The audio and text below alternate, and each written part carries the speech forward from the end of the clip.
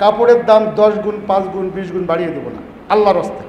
Syndicate করে দ্রব্যমূল্য বাড়িয়ে মানুষকে কোনোভাবে ক্ষতিগ্রস্ত করা যাবে না। আল মুহতাকিরু মালউন, দাম বাড়ানোর জন্য যারা সিন্ডিকেট করে তাদেরকে মালাউন বলা হয়েছে। রাহমাতুল্লাহি ওয়া বারাকাতুহু। আমরা আজ একটি প্রসিদ্ধ হাদিস, পবিত্র রমজান মাসের ব্যাপারে এই হাদিসটি নিয়েই সংক্ষিপ্ত আলোচনা করা হবে। ওমা তৌফিকি ইল্লা বিল্লাহ। হাদিসখান আমরা প্রায় শুনে থাকি সবসময়। সালমান ফারসি রাদিয়াল্লাহু তাআলা আনহুর হাদিস। তিনি বলেন, খতাবানা রাসূলুল্লাহি সাল্লাল্লাহু আলাইহি ওয়াসাল্লাম আখিরা ইয়াউম মিন শাবান ফাকালা ইয়া আইয়ুহান নাস ইন্নাহু ক্বাদ আযাল্লা শাহরুন আযীমুন শাহরুম মুবারাকুন ফীহি লাইলাতুন খায়রুম মিন আলফি শাহর ফারাদাল্লাহু সিয়ামাহু ওয়া জাআলা কিয়ামা লাইলিহি তাতাওয়ান ফামান তাতাওয়া ফীহি বিখাসলাতিন মিনাল খায়রি কানা কামান আদ্দা ফরিয়দা ইলা আখিরিল হাদিস। এই হাদিসখানা বিশাল বড় হাদিস। এই হাদিসের মাঝেই আমরা গোটা রমাদান মাসব্যাপী যে প্রস্তুতি পূর্ব থেকে নিয়ে পালন করে থাকি, কঠোর সিয়াম সাধনার মাধ্যমে আমরা নিজের ব্যক্তিগত আত্মগঠন, পরিবার গঠন, আদর্শ সমাজ বিনির্মাণের জন্য আমরা পারস্পরিক ভেদাভেদ ভুলে আন্তরিক পরিবেশে মানুষকে মানুষ করার জন্য, মানুষকে মানুষ ভাবার জন্য, মানুষকে সর্বোচ্চ গুরুত্ব দিয়ে নিজের ব্যক্তিত্ব, ব্যক্তিগত সুবিধা অপেক্ষা অন্যকে প্রাধান্য দেওয়ার যে আসল মেসেজ, আসল যে লেসন আমরা পাই, এবং বিশেষ করে পারস্পরিক ভ্রাতৃত্ব, সৌভ্রাতৃত্ব এবং অন্যের দুঃখ বোঝা, অন্যের দুঃখ অনুধাবন করা, পরমাৎ সহিষ্ণুতা হওয়া, মানুষকে অগ্রাধিকার দেওয়ার, বাল তুসিরুনাল হায়াতাদ দুনিয়া ওয়াল আখিরাতু খায়রুন ওয়া আবকা, পৃথিবীকে প্রাধান্য না দিয়ে আখিরাতের স্থায়ী বাসিন্দা হয়ে সেখানের চিরস্থায়ী সমাধানের প্রস্তুতি স্বরূপ পবিত্র রমাদান মাস আমাদের জন্য যে বিশেষ বারাকা নিয়ে, রাহমাত, মাগফিরাত এবং নাজাতের বিশেষ বার্তা নিয়ে যে পবিত্র রমজান মাসে আমরা প্রস্তুতি গ্রহণ করে থাকি, আগে থেকে আমরা প্রস্তুত থাকি। যেমনিভাবে বিশ্বনবী সাল্লাল্লাহু আলাইহি ওয়াসাল্লাম করেছেন, সাহাবায়ে কেরামদেরকে নির্দেশনা দিয়েছেন, সাহাবায়ে কেরাম পালন করেছেন, যুগের পর যুগ, শতাব্দীর পর শতাব্দী অদ্যাবধি মুসলিম উম্মার সমস্ত বনি আদম তারা এভাবে নিজকে প্রস্তুত করেছিলেন পবিত্র রমাদান উদযাপনের জন্য। তারই ধারাবাহিকতায় আজকে যে হাদিস আমরা আলোচনা করেছি, এই হাদিসটি আমরা বিশেষভাবে ব্যাখ্যা করলেই এখানে আমাদের মূল মেসেজ চলে আসবে। হাদিসখানার মুসনাদে আহমদ, আবু দাউদ, তিরমিজি, নাসাই সহ এবং সহিহ ইবনে হিব্বান, ইবনে খুজাইমা, বাইহাকি শোয়াবুল ঈমান বিভিন্ন হাদিস শরীফে এই হাদিসখানা এসেছেন।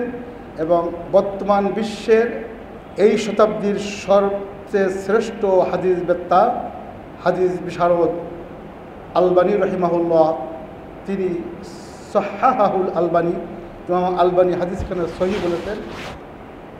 একথা এ কারণেই বলা লাগলো, বিশেষ করে টেলিভিশনে অনেক সময় অনেকে কি কারণে বলেন সেটি আমাদের জানার বিষয় না, বলে থাকেন যে এই রহমত, মাগফিরাত, নাজাতের যে হাদিসখানা দঈফ, শোনার দরকার নেই। টেলিভিশনে কয়েকটি চ্যানেল আমি নিজেই শুনেছি। চিন্তা করলাম এই সময় এসে এই ফিতনা কেন তৈরি হয়। এজন্য আপনাকে নিশ্চিত থাকতে হবে, হাদিসের কোনো সনদে যদি দঈফ থাকে, একাধিক সনদে যদি কোনো হাদিস আসে, এই হাদিসখানা হয়ে যায় হাসান হাদিস। এই হাসান হাদিস আমলের ক্ষেত্রে অবশ্যই গ্রহণযোগ্য। একটি বিবরণ আমাদের মুয়াজ্জিন সাহেব বললেন, হাতিরপুল বাজারে দেখে আসলাম, ওখানে এক জায়গায় আগুন লেগেছে। দূর থেকে দেখেছেন, যদি ওনার কথা আপনার আস্থা না আসে, যদি আমার ইমাম সাহেব আরেক জায়গা থেকে বলে, হ্যাঁ আমিও আরেকজনের কাছে শুনেছি, আরেকজন, এই 10 জন যদি বলে থাকে, 5 জন যদি বলে, বুঝতে হবে যে অবশ্যই দূর থেকে যেভাবে শুনেছেন এর একটি অস্তিত্ব আছে। সেই কারণে যে কোনো হাদিস যদি কেউ দঈফ বলে, তাহলে একাধিক সনদে, একাধিক বিবরণীতে একাধিক চেনে যদি আসে বিষয়টি কিন্তু অবশ্যই গ্রহণযোগ্য, এটা আমলযোগ্য। 2 নম্বর হলো জয়ীফ হাদিসও কিন্তু আমলের ক্ষেত্রে ইসলামী শরীয়তে গ্রহণযোগ্য। জয়ীফ হাদিস আকীদার ক্ষেত্রে, দণ্ডবিধির ক্ষেত্রে, আইন প্রয়োগের ক্ষেত্রে জয়ীফ হাদিস গ্রহণ করা যাবে না। যে চুরি করলে চুরির হাত কাটতে হবে, একজন জয়ীফ হাদিস দিয়ে প্রমাণ করলে এটা করা যাবে না। জয়ীফ হাদিস দণ্ডবিধি এবং আকীদার ক্ষেত্রে গ্রহণযোগ্য নয়, কিন্তু আমলের ক্ষেত্রে গ্রহণযোগ্য। সমস্ত মুহাক্কিক, মুদাক্কিক, উলামায়ে কেরাম, ফুকাহায়ে আযম, মুফাসসিরিন, মুহাদ্দিসিন সকলেই একমত। এ ব্যাপারে পেরেশানি করার কিছু নেই। এই যে বড় হাদিস, এই হাদিস নিয়ে ইখতিলাফ করার কোনো সুযোগ নেই, যেহেতু কয়েকটি কিতাবের আমরা কথা এখানে বলেছি। রাসূলুল্লাহ সাল্লাল্লাহু আলাইহি ওয়াসাল্লাম খুতবা দিলেন রমজানের আগের দিন। আমরা মনে হয় ঠিক সেই সময় এসে পৌঁছেছি। রমজানের আগের দিন তিনি খুতবা দিলেন, আখির ইয়াউমি মিন শাবান, শাবানের শেষ দিন। ফাকালা ইয়া আইয়ুহান নাস, ও দুনিয়ার মানুষ তোমরা সকলে শুনে রাখো, আন্নাহু কাদ আযাল্লা শাহরুন আযীম, তোমাদের সামনে অতি দ্রুত সময়ের মধ্যে একটি বিশাল বড় মাস চলে আসছে। শাহরুন মুবারাকুন ফিহি লাইলাতুল কদর, এই সেই মাস আসতেছে যে মাস অত্যন্ত বরকতময়। যে মাস আসছে এই মাস অত্যন্ত বরকতময়, সেখানে এমন একটি রাত আছে লাইলাতুন খায়রুম মিন আলফি শাহর, 1000 মাস থেকে উত্তম সেই মাস। ফরাদাল্লাহু সিয়ামাহু, ওই পুরা একটি মাস রোজা রাখা আল্লাহ তাআলা ফরজ করে দিয়েছেন। শাহরু রমাদান আল্লাযী উনজিলা ফীহিল কুরআন, এই সেই রমজান মাস যে মাসে কোরআন নাযিল হয়েছিল। ফামান শাহিদা মিনকুমুশ শাহরা ফালইয়াসুমহু, এই রমজান মাস যদি কেউ পায় সেই রমজান মাসে রোজা রাখবে। এটা আল্লাহ তাআলার নির্দেশ, কোরআনের নির্দেশ, হাদিসেও সেই একই কথা বলা হয়েছে। অতএব এই পুরা রমজান মাসে রোজা রাখতে হবে। রমজান মাস শুরু হবে কখন? হাদিস শরীফে বুখারী, মুসলিম শরীফ সহ সহিহ হাদিস, অনেক হাদিস আপনাদের জানা আছে যে যখন সুমু লিরুয়াতি, চাঁদ দেখে রোজা রাখো, ওয়াফতিরু লিরুয়াতি, আর চাঁদ দেখে আবার রোজা ঈদ করো। এখানে ইফতার মানে ইফতার না, এখানে ইফতার মানে ঈদ করা। চাঁদ দেখে রোজা, আবার চাঁদ দেখে ঈদ, তাহলে টাইম হলো 1 মাস। বুখারী মুসলিম শরীফের অন্য হাদিসে বলা হয়েছে আশ-শাহরু হাকাযা ওয়া হাকাযা ওয়া হাকাযা। বিশ্বনবী সাল্লাল্লাহু আলাইহি ওয়াসাল্লাম বলে দিলেন, আরবিতে মাস হলো 3 বার দেখালে দিবে। তখন তো মানুষকে বুঝিয়ে দিতে হয়।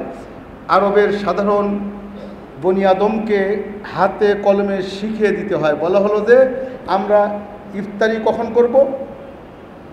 বললেন যে সূর্য ডুবলে। তা সূর্য কখন ডুবে তাও তো বুঝিয়ে দিতে হবে। আল্লাহ রাসূল বললেন যে ইজা আকবালাতিশ শামসু মিন হাহুনা ওয়া আদবারাতিন নাহারু মিন হাহুনা ফাকাদ আফতারা সাইম, যখন সূর্য পূর্ব দিক থেকে, এই আবার যদি বলে পূর্ব, অনেকে বলবেন হুজুর পূর্ব কি, বলে এদিক থেকে সূর্য আস্তে আস্তে আস্তে আস্তে এদিকে একবারে যখন ডুবে যাবে ফাকাদ আফতারা সাইম, তখন রোজাদার রোজা ভঙ্গ করবে, তখন ইফতার করবে। একবার হাত ধরে আল্লাহ রাসূল সাল্লাল্লাহু আলাইহি ওয়াসাল্লাম বুঝিয়ে দিলেন। এখান থেকে আরেকটি লেসন আসে যে আপনার কাছে কেউ কিছু জানতে চাইলে তাকে না বুঝিয়ে দেওয়া পর্যন্ত, আপনাকে ক্লিয়ার না করা পর্যন্ত ওনার প্রশ্নে আপনি বিরক্ত হবেন না, বিরক্ত হওয়া যাবে না। এটি নবীজির সুন্নাত। এরপর বলা হলো যে সেই পুরা একটি মাস, তাহলে মাস তো 3 ভাবে দেখালেন। দেখানোর পরে এরপর কেউ বললেন 30, কেউ বললেন 29। আল্লাহ রাসূল বললেন যে তাহলে কী করবেন? সুমু লিরুয়াতি, চাঁদ দেখে তারপর রোজা শুরু করেন। তাহলে 29 তারিখকে বলা হয় ইয়াউমে শাক, সন্দেহের দিন। সেদিন আপনাকে, এটা সুন্নাহ ছিল, গ্রামগঞ্জে যারা বসবাস করেছেন, ঢাকা শহরে ছিল কোনো জানি না, আমাদের সময় বা আপনাদের সময়ে আরও বেশি থাকার কথা, যে বাবা দাদারা কিন্তু সাথে করে নিয়ে চাঁদ দেখার জন্য ঘরে গাছের ছাদে উঠত। এটা নবীজির সুন্নাহ। সাহাবায়ে কেরাম পাহাড়ে উঠতেন। এইভাবেই দেখার, এখন হেলিকপ্টার দিয়ে দেখার দরকার নেই। কারণ এক হাদিসে আসছে এক সাহাবী পাহাড়ের চূড়ায় উঠে বললেন যে আমি চাঁদ দেখেছি। নবীজি বললেন তোমাকে আকাশ থেকে চাঁদ নামাই আনতে বলছি? যদি কেউ হেলিকপ্টারে দেখে, এটা দেখার কোনো প্রয়োজনীয়তাও নেই। যদি স্বাভাবিকভাবে যতটুকু দেখা যাবে ততটুকুই বেটার। তো একটু উঁচু জায়গায়, ছাদে, গাছের ডালে ইত্যাদি অল্প উঁচু জায়গাতে যদি কেউ দেখে, দেখার পরেই এটি হলো চাঁদ দেখার স্ট্যান্ডার্ড। এরপরের দিন রোজা হবে। তো কোনো দিন 29, কোনো বছর মাসে 30, সেভাবে হয়। তাহলে পুরা মাস, ফামান শাহিদা মিনকুম শাহরা ফালিয়াসুমহু, মাস আপনি যখনই পাইবেন পুরা মাস রোজা রাখবেন। এখানে আরেকটি মেসেজ কিন্তু আছে। আপনি গেলেন উমরায়, গেছেন 10 দিন পরে, এখান থেকে একদিন পরে শুরু হলো, আবার ওখান থেকে শেষের দিকে এতেকাফ করেই দেশে এসে ঈদ করতে আসলেন, তাহলে আপনার কিন্তু 2 দিন কম হচ্ছে। আপনার মনে করার দরকার নেই যে ঠিক আছে এখনও তো সৌদি আরবে এখনও বাকি আছে, আমার মনে একটু রাখতে হবে। অথবা আপনি পশ্চিম দিকে কোনো দেশে গেলেন না, আপনি যেখানে আছেন ওই দেশের স্ট্যান্ডার্ড অনুযায়ী স্বাভাবিকভাবে আমি রোজা শুরু করব, আবার ঈদ করব, এটা স্বাভাবিক মাসালা।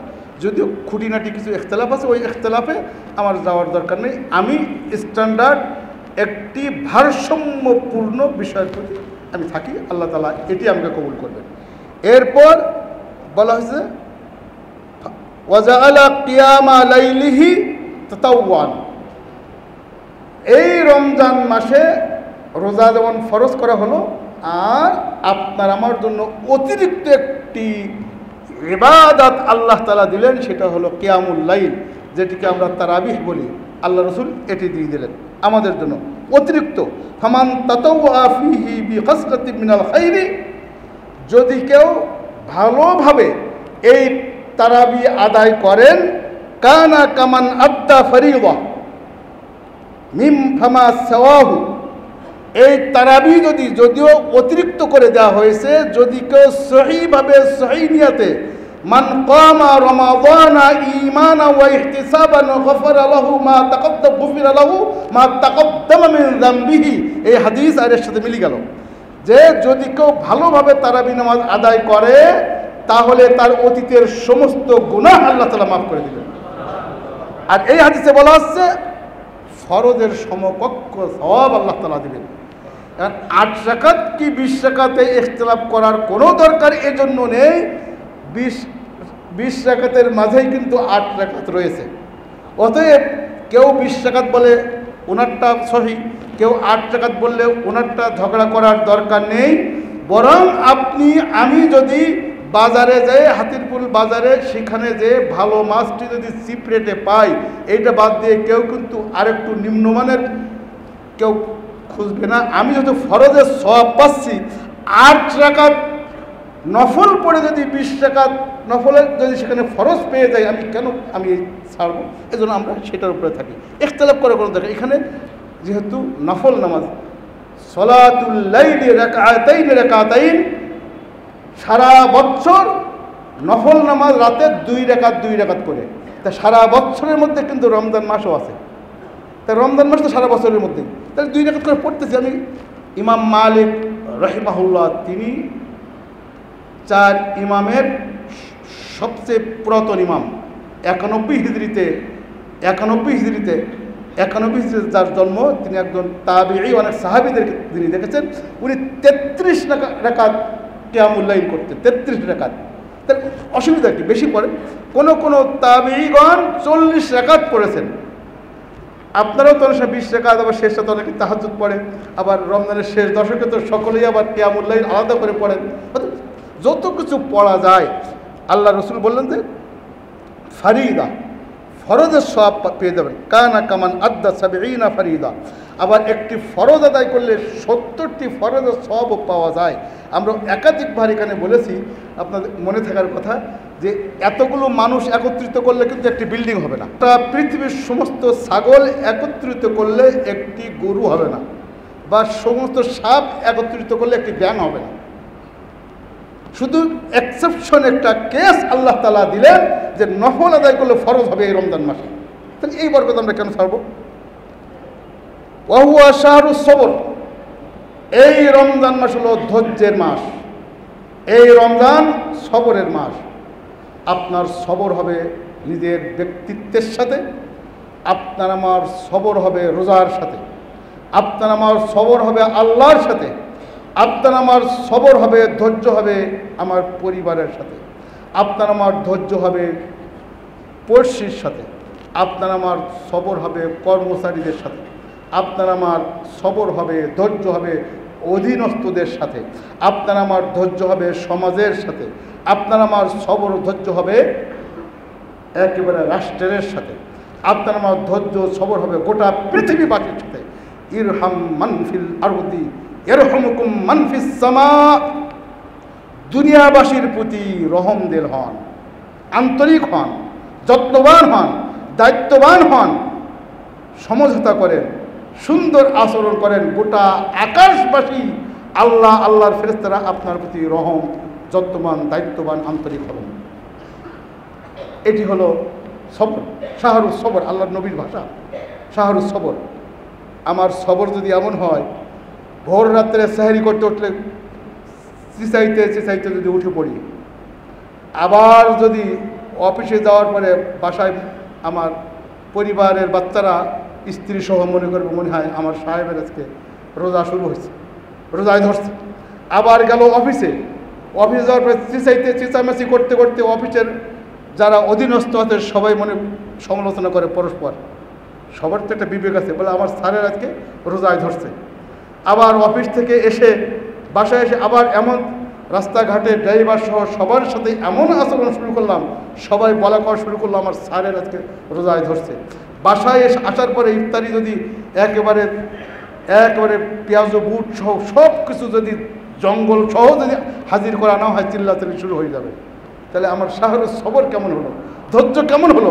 আমার পরীক্ষা নিজের ব্যক্তিত্ব, ব্যক্তিগত সুবিধা অসুবিধা, নিজের পরিবার, বাচ্চা, ছেলে মেয়ে থেকে শুরু করে সমাজ, অফিস, আদালত, সব জায়গায় সবরের, ধৈর্যের পরীক্ষা দেওয়া।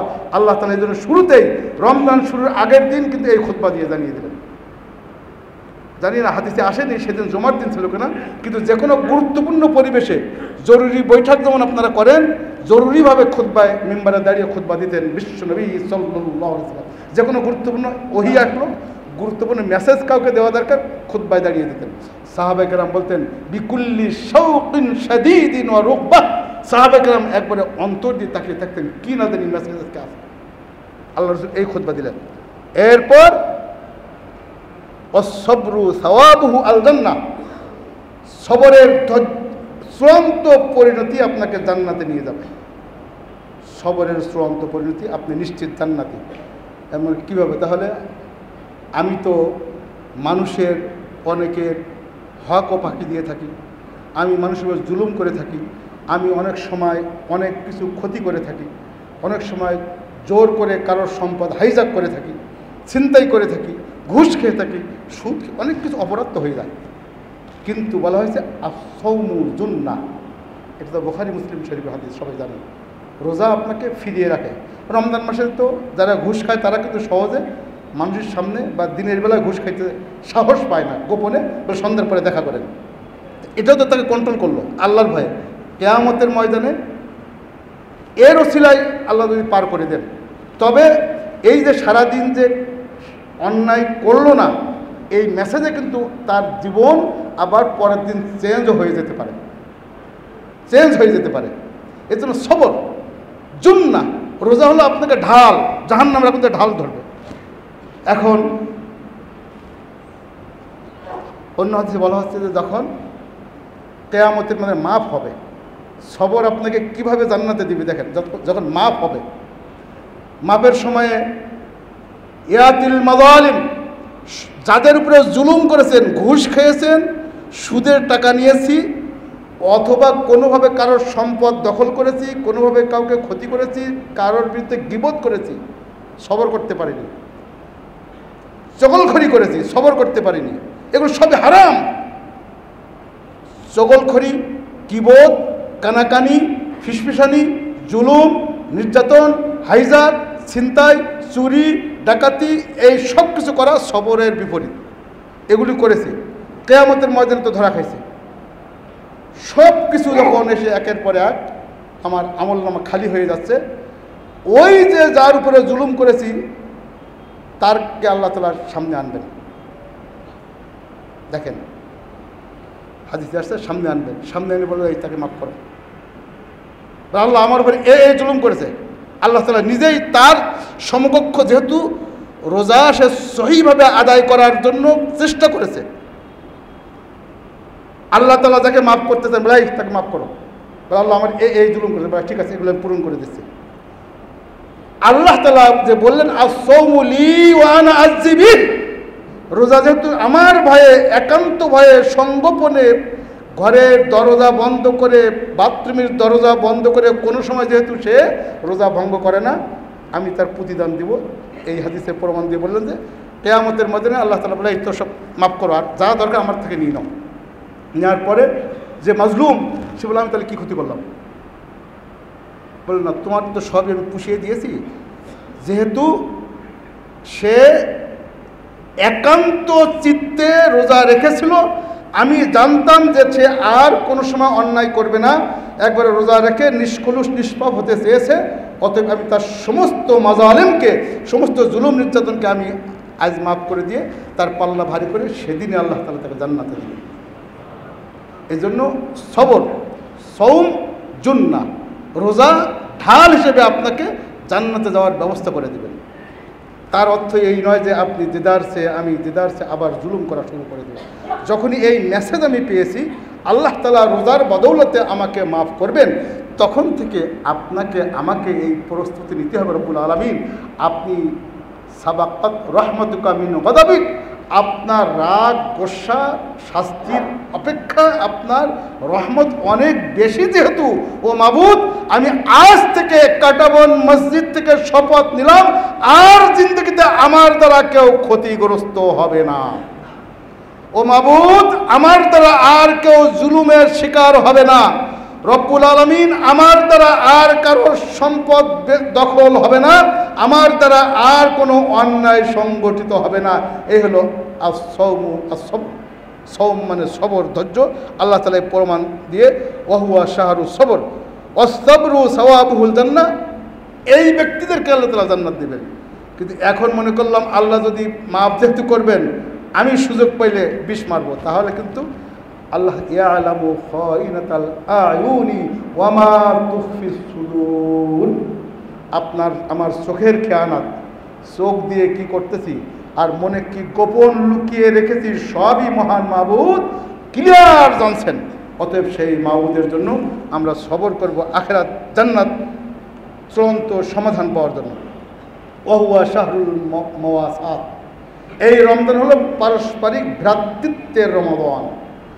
আপনি আমি খাবো একেবারে প্লেট ভর্তি করে, পাশের বাসায় কেউ খেয়েছি কি খায়নি এইটা দেখার সুযোগ সময় আমার নেই। সারাদিন কষ্ট করেছি, সে যা পারে করুক, এই চিন্তা করলে এই রোজার মাওয়াসাত, ভ্রাতৃত্ববোধ, সবর, ধৈর্য আপনার আমার হলো না। রোজা মানে ধৈর্য। আপনাকে দেখতে হবে বিশ্বনবী সাল্লাল্লাহু আলাইহি ওয়াসাল্লামের কাছে ছিল মাত্র 3টি খেজুর আর পানি। তিনি আনাস ইবনে মালিক রাদিয়াল্লাহু তাআলা আনহুকে বলেন, আনাস দেখো এখনো মসজিদে কে আছে। আনাস দেখেন যায়েদ ইবনে সাবিত বসে আছেন। আল্লাহ রাসূল বলেন যে তাকেও নিয়ে আসো। এনে 3 জন 3টি খেজুর খেয়ে পানি খেয়ে ইফতারি করলেন।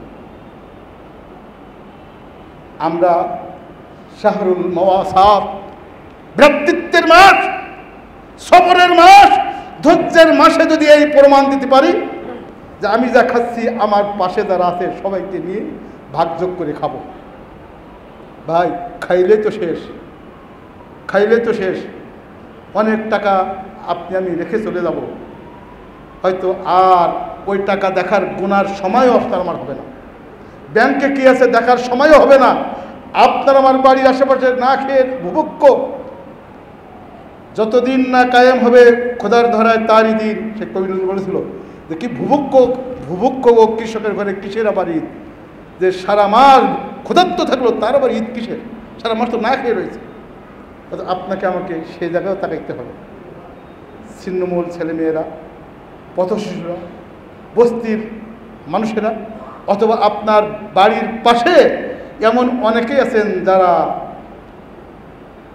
লোক লজ্জার ভয়ে, ব্যক্তিত্বের কারণে, আত্মসম্মানের ভয়ে কাউকে বলতে পারে না দিনে 2 বার, একবারের বেশি খাওয়ার মতো তাদের সামর্থ্য নেই। এই ব্যক্তিদেরকে খুঁজে খুঁজে আপনাকে এই হলো শাহরুল মাওয়াসাত। তা নাহলে শুধু নিজে খেয়ে তাও খুব সহজ। কিন্তু এরপর যারা 50-এর উপরে বয়স, বাংলাদেশে অনেকেই ডায়াবেটিস, প্রেশার, বিভিন্ন উপকার ভোগে, আমাদেরকে শাহরুল মানফাআত, এই মাস হলো মানুষের উপকারের মাস, এই জায়গায় আমাদেরকে ফেরত যেতে হবে। তাহলে এই হাদিস দিয়ে যারা গবেষণা করেছে করুক, আমাদের মধ্যে এটা এখন বিভিন্ন সনদেশে হাদিসটি গ্রহণযোগ্য। এরপর ওহুয়া শাহরুন ইউজাদু রিজকু লিল মুমিন, এই মাসে ইমানদারের রিজিক বাড়িয়ে দেন আল্লাহ তাআলা। আল্লাহ তাআলা আপনার রিজিক বাড়িয়ে দিবেন। আল্লাহ আপনি লক্ষ্য করেন, অতীতের মাসগুলো লক্ষ্য করে দেখুন। অনেক ব্যবসায়ীরা সারাদিন তো সময় দিতে পারে না, বহুত ব্যবসায়ীরা আছে, আমরাও তো খোঁজখবর কিছু রাখি, অনেক বন্ধুবান্ধব আছে, অনেক ব্যবসায়ীরা আছে, বিভিন্নমুখী বারাকায় এই মাসে তারা পেয়ে যান। এটা আমাদেরকে লক্ষ্য রাখতে। তাই বলে আবার এই ব্যবসায়ের সুবাদে মানুষকে জুলুম করা যাবে না। আমরা এই এক কাপড়ের দাম 10 গুণ, 5 গুণ, 20 গুণ বাড়িয়ে দেবো না আল্লাহর রাস্তায়। সিন্ডিকেট করে দ্রব্যমূল্য বাড়িয়ে মানুষকে কোনোভাবে ক্ষতিগ্রস্ত করা যাবে না। যদি আল মুহতাকিরু মালউন, সিন্ডিকেট করে যারা সম্পদ গুচ্ছিত রেখে দাম বাড়ানোর জন্য, ইগুলা সামান, দাম বাড়ানোর জন্য যারা সিন্ডিকেট করে তাদেরকে মালাউন বলা হয়েছে। আমাকে যদি কেউ মালাউন বলে আমি কিন্তু রেখে ফায়া। আলা লিসানি রাসূলিল্লাহি সাল্লাল্লাহু আলাইহি সাল্লাম, আমার নবীর জবানে আপনি মালাউন যদি সম্পদ সিন্ডিকেট করে দাম বাড়িয়ে দেয়। এজন্য আমরা আমাদের দেশের সংশ্লিষ্ট সকল কর্মকর্তাদেরকে এবং সকল ব্যবসায়ীদেরকে আমরা সবাই মিলে সিদ্ধান্ত নিতে চাই, শতকরা 90% উপরে মুসলমানের এই দেশে কোনোদিন কোনো অসাধু ব্যবসায়ী যাতে সিন্ডিকেট করে এই দেশে সম্পদের দাম বাড়াতে না পারে রমজান মাসে। বিশেষ করে এই আগামী 15ই মার্চ বিশ্ব ভোক্তা অধিকার দিবস। এটা আল্লাহ রসুল আল্লাহ তাআলা বহুত আগেই বলে দিয়েছেন, খবরদার মান ইহতাকারা, যে সম্পদ স্টক করে সম্পদের দাম বাড়িয়ে দিবে, ভোক্তাদের অধিকার না দিবে, দরাবাল্লাহু তাআলা বিল আফলাস, আল্লাহ তাআলা তাকে ভিক্ষুক এবং ফকির বানিয়ে দেবে একদিন না একদিন। যদি টাকা রেখেও যায় সে ভিক্ষুকের বেশে কবরে যে বুঝবে খেলাটা কি।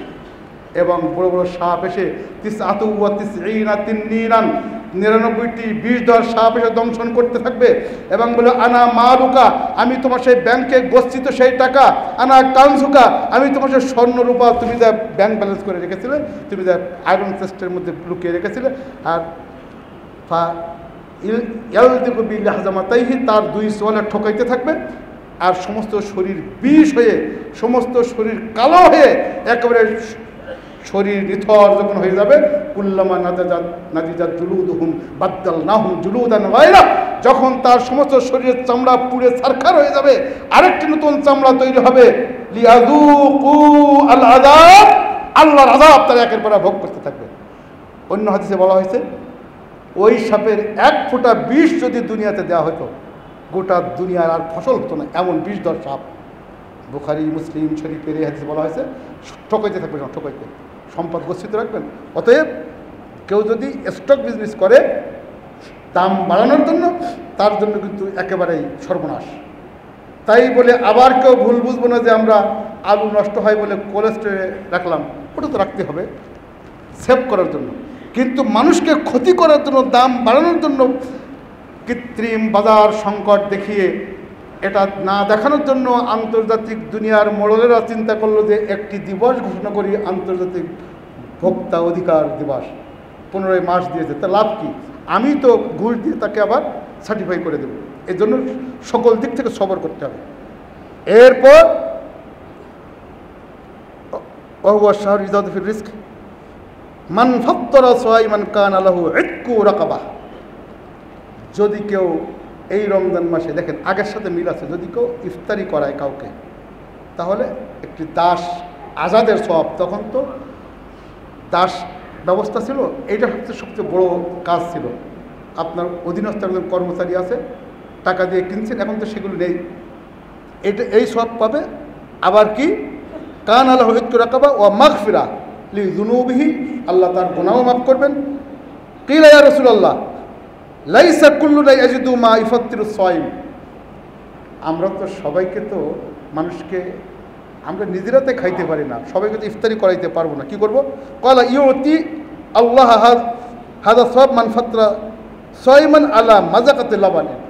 যদি ছোট্ট একটা পনির অথবা এক ঢোক দুধ যদি দেয়, তাও যদি কারণ না থাকে, আও তামরা, এক পিস খেজুর যদি দেয়, বিশ্বনবীর কাছে ছিল 3 পিস খেজুর, নিজে একটি খেলেন, যায়েদ ইবনে সাবেতকে একটি দিলেন, আনাস ইবনে মালিককে একটি দিলেন, একটা খেজুর যদি দেওয়া সেটাও কিন্তু সওয়াব পেয়ে যাবে।